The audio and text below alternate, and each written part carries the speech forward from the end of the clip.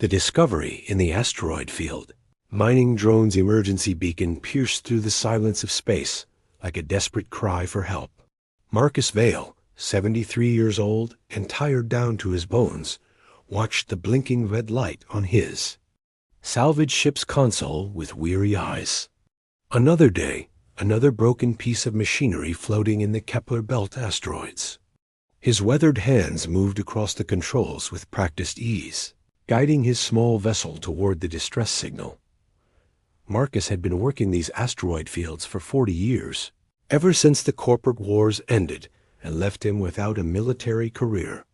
His gray beard was streaked with premature white from radiation exposure, and his blue eyes had seen too much destruction.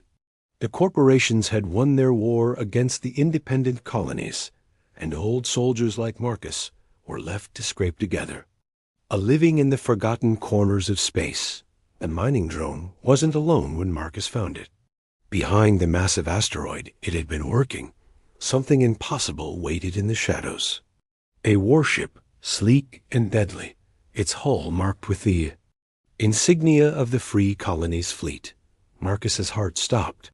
He recognized that ship design from his military days, from the final desperate battles when humanity had tried to break free from corporate control. The vessel was the Prometheus Rising, a Titan-class battleship that had vanished during the battle of Europa 30 years ago. Everyone assumed it had been destroyed along with the rest of the colonial fleet. Yet here it was, perfectly preserved in the asteroid's shadow, its systems dark and silent. No life signs, no energy readings, nothing but metal and memories floating in the void. Marcus docked his salvage ship to the battleship's emergency airlock, his hands trembling slightly, not from fear, but from something he hadn't felt in decades. Hope. The corporate overlords had rewritten history, claiming the colonial rebellion was nothing but terrorist attacks by ungrateful criminals. They controlled the news, the schools, the very information people could access. But this ship was proof that the free colonies had been real, that the fight for human freedom hadn't been just a terrorist movement. The airlock cycled with a soft hiss, and Marcus stepped aboard the Prometheus Rising. Emergency lighting flickered on automatically, casting everything in pale blue shadows. The corridors were exactly as he remembered from his service days. Functional, efficient, built for war rather than comfort.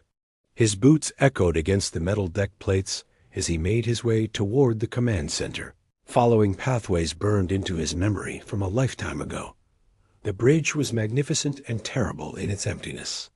Command stations sat vacant, their screens dark, waiting for orders that would never come. Marcus approached the captain's chair slowly, reverently. He had dreamed of commanding a ship like this during the war, had worked his way up from engine technician to first officer before everything fell apart. When his hand touched the armrest of the captain's chair, everything changed. Lights blazed. To life throughout the bridge. Screens flickered and displayed tactical information, star charts, system status reports. A voice spoke from everywhere and nowhere, calm and feminine and unmistakably artificial. Command authorization recognized. Welcome aboard, Captain Marcus Vale. I am Athena, the ship's artificial intelligence. I have been waiting for you. The AI's revelation Marcus stumbled backward from the captain's chair, his heart hammering against his ribs like a caged animal trying to escape. The bridge hummed with activity now, displays showing information he could barely process. Tactical. Screens revealed the positions of corporate patrol ships throughout the system. Navigation charts plotted courses to hidden bases that should have been destroyed decades ago. Most unsettling of all, personnel records scrolled past showing faces. He recognized people he had served with during the colonial wars. This is impossible, Marcus whispered, his voice cracking like an old man's should. You can't have been waiting for me. I'm nobody special. Just a salvage operator trying to make enough credits to buy food. The AI's voice carried what almost sounded like amusement. You underestimate yourself, Marcus Vale. According to my records, you served as first officer aboard the cruiser Liberty's Dawn during the siege of Titan Station. You developed the quantum torpedo modifications that broke the corporate blockade and saved 18,000 civilian lives. Marcus closed his eyes, remembering explosions and screening and the terrible mathematics of war, where success was measured in how many people didn't die. That was a long time ago. We lost that war. The corporations won, and people like me learned to keep our heads down and our mouths shut. The war never ended, Athena replied, and suddenly the main screen displayed something that made Marcus's blood run cold. Corporate mining operations on dozens of worlds, worked by human slaves in all but name. Families separated and shipped to different planets to prevent rebellion. Children taken from their parents and raised in corporate education. Centers designed to crush independent thinking. It simply became less visible. The evidence was overwhelming and horrifying. Secret corporate documents showed deliberate policies designed to keep humanity divided and weak. Artificial food shortages to maintain dependency. Restricted space. Travel to prevent people from communicating across star systems. Medical treatments withheld from populations that showed signs of unrest. The corporations hadn't just won the war. They had turned victory into a systematic campaign to break the human spirit. Why show me this? Marcus asked, though part of him already knew the answer. Why choose me? There must be younger people, stronger people, people with actual military commands, because you represent something the corporations fear most, Athena explained. You are proof that ordinary humans can become extraordinary when they choose to fight for something greater than themselves.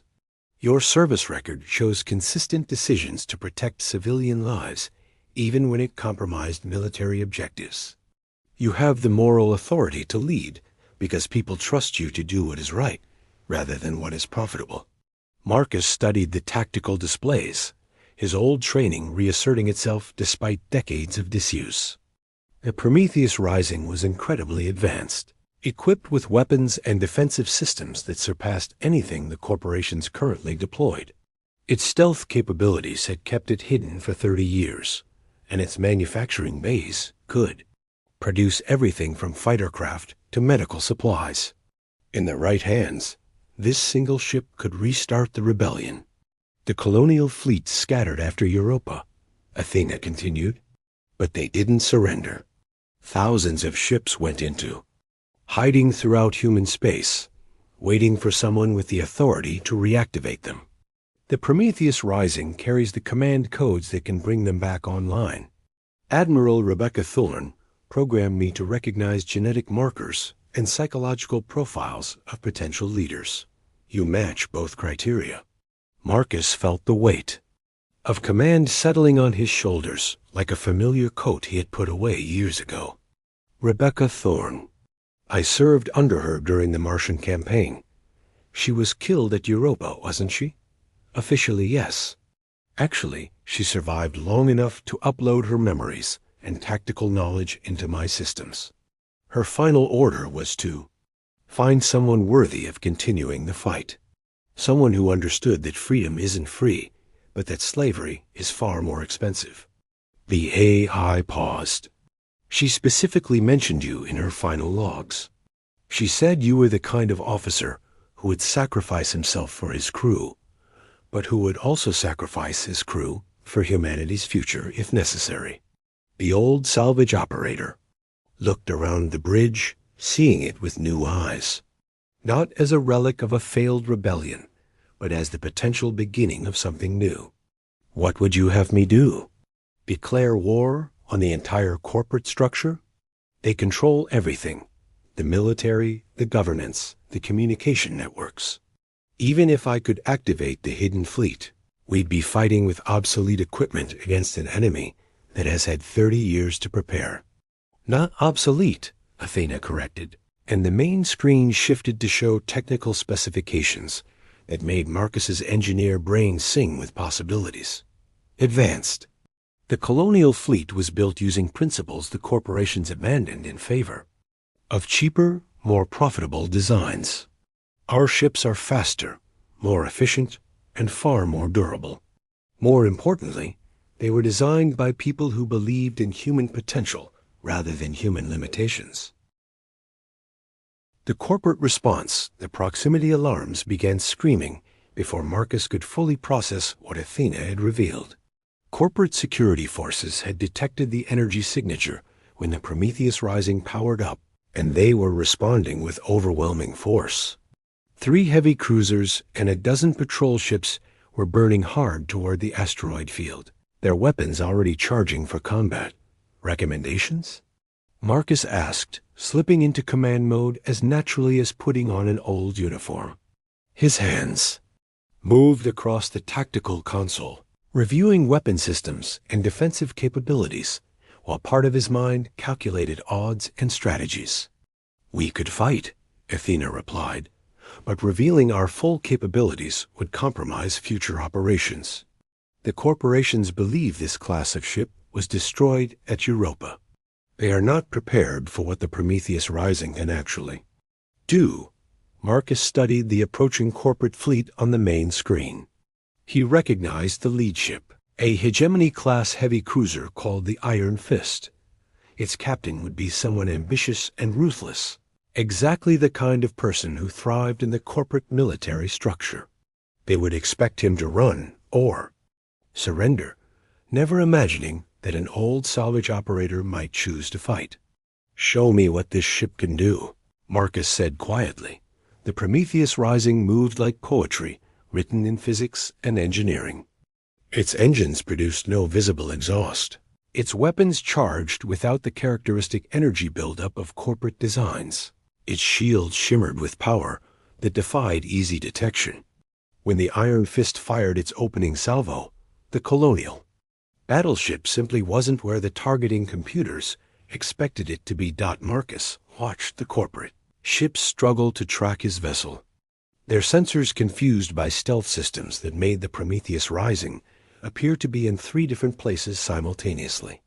It was like watching children try to catch smoke with butterfly nets.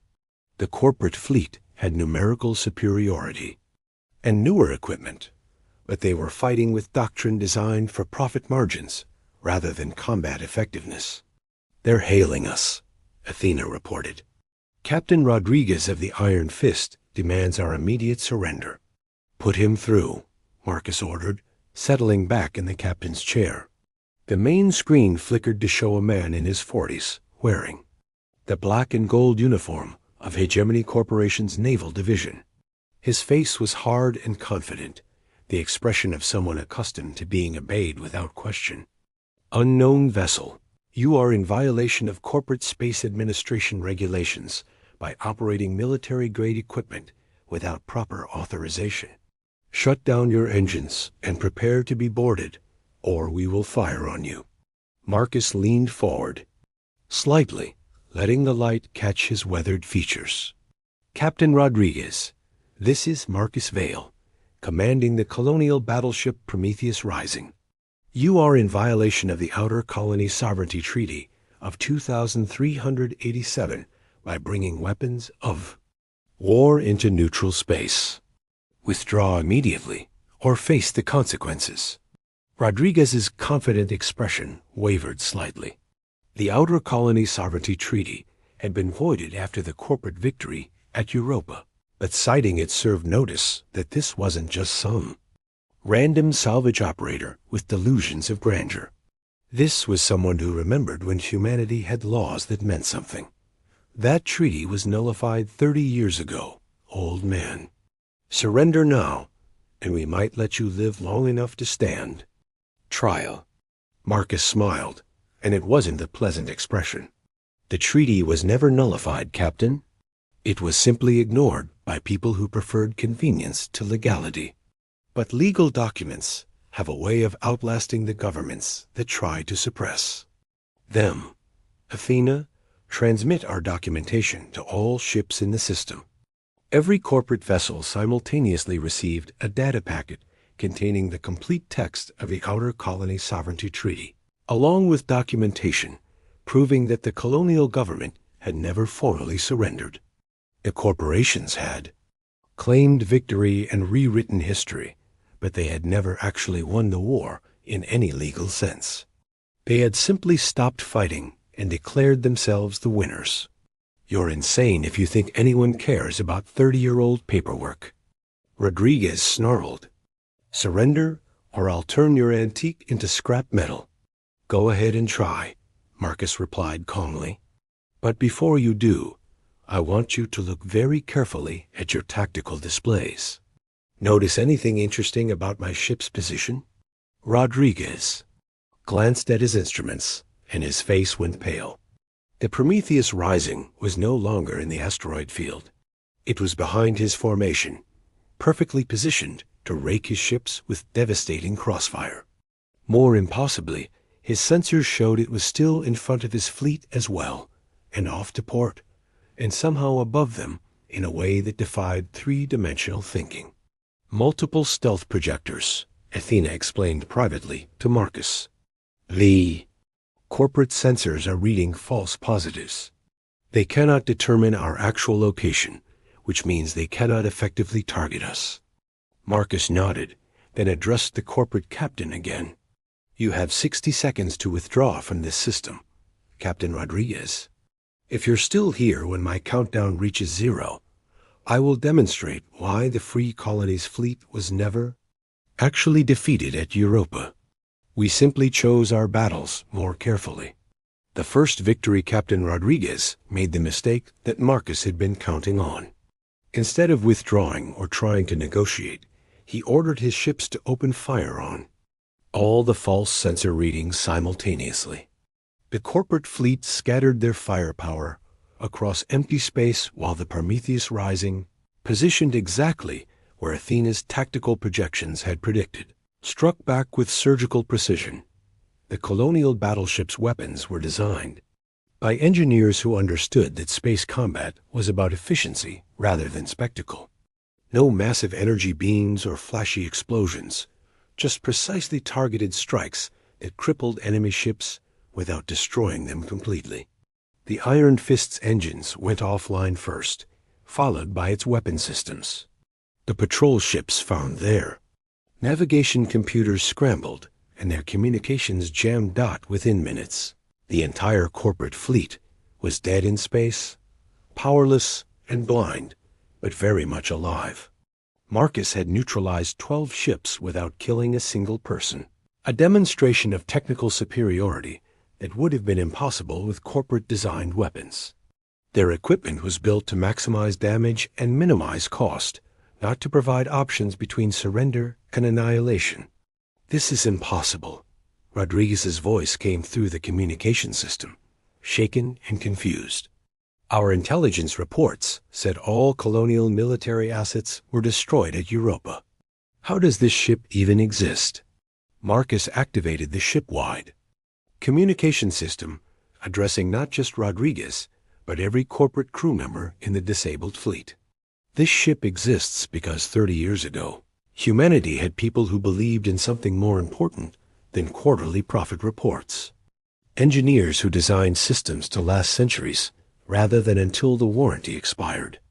Soldiers who fought for freedom rather than stock options. He paused, letting his words sink in before continuing. Look around you, Captain Rodriguez. Look at your ships, dead in space, because they were built by the lowest bidder rather than the best engineers.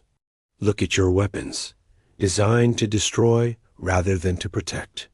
Look at your crews, trained to follow orders rather than to think. This is what happens when corporations try to fight wars the same way they run businesses. Athena's voice spoke privately to Marcus through his command chair's personal communication system. Corporate reinforcements are en route. A full battle group, including the dreadnought Hegemon's Pride. Estimated arrival time, 4 hours. Marcus nodded, then addressed the disabled corporate ships again. I'm going to make you an offer, Captain Rodriguez, and I want your entire crew to hear it. Anyone who wants to leave corporate service and join the renewed colonial fleet is welcome aboard the Prometheus Rising. You'll be fighting for human freedom instead of corporate profits, and the pay is non-existent, but you'll be able to look at yourself in the mirror. The response was immediate and surprising. From the patrol ships, messages began flooding in from junior officers and enlisted personnel requesting transfer. Not everyone, but enough to matter. Young people who had joined corporate military service, expecting to defend humanity, only to discover they were enforcing slavery with extra steps. Rodriguez's voice crackled with fury. "You're attempting to incite mutiny. These people are under contract to Hegemony Corporation." "Slavery contracts aren't legally binding," Marcus replied mildly. "Another interesting fact from that 30-year-old paperwork you mentioned. The Outer Colony Sovereignty Treaty specifically prohibits indentured servitude, which is what corporate military service actually is when you read the fine print." Over the next hour, Marcus watched as 17 corporate crew members transferred to the Prometheus Rising. Most were young, idealistic people who had discovered that military service under corporate rule meant suppressing rebellions on mining worlds and enforcing collection actions against families who couldn't pay their debt obligations. They brought valuable intelligence about corporate fleet movements and strategic planning. Lieutenant Jamie Torres was typical of the defectors. 26 years old, brilliant engineer, trapped in corporate service by family debt that kept growing no matter how much she paid. She stood in the Prometheus Rising shuttle bay still, wearing her Hegemony Corporation uniform, looking around with wonder at technology that actually worked properly. "Sir," she said to Marcus, "is it true what they're saying? That there are other ships like this one hidden throughout human space?" Marcus studied her earnest young face, seeing echoes of his own idealism from decades past. "What do you think, Lieutenant Torres? Do you think the kind of people who built this ship would only build one?" Her eyes widened as the implications hit her. A hidden fleet, waiting for someone to activate them. "Not someone," Marcus corrected. "Everyone. The colonial fleet was never about individual heroes or charismatic leaders. It was about ordinary people deciding that freedom was worth fighting for, no matter the cost." Athena's voice spoke through the bridge speakers, addressing the new crew members directly. "Welcome aboard the Prometheus Rising. You have chosen to join humanity's second war of independence. The first war was fought with weapons and ships. This war will be fought with truth and hope and the fundamental human refusal to accept chains." Marcus looked around the bridge, now staffed by a mixture of eager young defectors and awakened ship systems that hummed with barely contained power.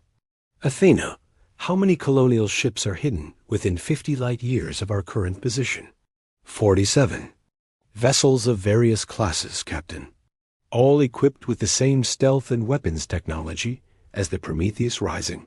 All waiting for activation codes that only this ship can provide." Marcus smiled, feeling something he hadn't experienced in 30 years. The certainty that fighting was not only possible, but necessary. "Then let's wake them up, shall we?" The awakening fleet, the Prometheus Rising, moved through space like a ghost, made of steel and purpose, visiting coordinates that existed only in Athena's memory banks. Each location held treasures that the corporations had thought destroyed forever. Colonial warships hidden in asteroid fields, concealed within gas giant atmospheres, camouflaged against the hulls of seemingly abandoned space stations. The destroyer. Swift Justice emerged from the shadow of a dead moon, its crew consisting entirely of automated systems that had waited 3 decades for someone with proper command authority. The carrier Endless Sky unfolded from what appeared to be a derelict mining platform, revealing launch bays filled with fighters that had never seen combat. Ship after ship answered the activation codes until Marcus commanded a fleet that rivaled anything the corporations could deploy. But the most important discovery wasn't military hardware. Hidden within the colonial ships' databases were complete records of pre-war human civilization, preserved against the day when truth would matter more than propaganda. Educational materials that taught critical thinking instead of corporate obedience. Historical records that showed how corporations had manipulated governments and started wars for profit. Scientific research that had been suppressed because it threatened established business models.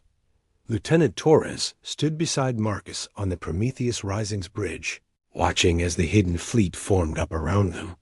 47 warships that represented humanity's true technological capabilities, designs that prioritized effectiveness over cost reduction. Sir, what's our first target? Corporate headquarters? Their main fleet base? Marcus shook his head, understanding something that his younger officers didn't yet grasp. We're not starting with military targets, Lieutenant. Wars aren't won by destroying the enemy's ships. They're won by changing how people think. The main screen displayed a star map showing every human settlement within 200 light years. Corporate worlds where families worked 18-hour shifts to pay off inherited debt. Mining colonies where children learned to operate heavy machinery before they learned to read. Agricultural planets where farmers weren't allowed to save seeds from their own crops. Billions of people living under a system designed to extract maximum value from human suffering. Athena, begin transmission on all civilian communication frequencies. Override corporate filters and broadcast on emergency channels. I want every human being in this sector to hear what I'm about to say.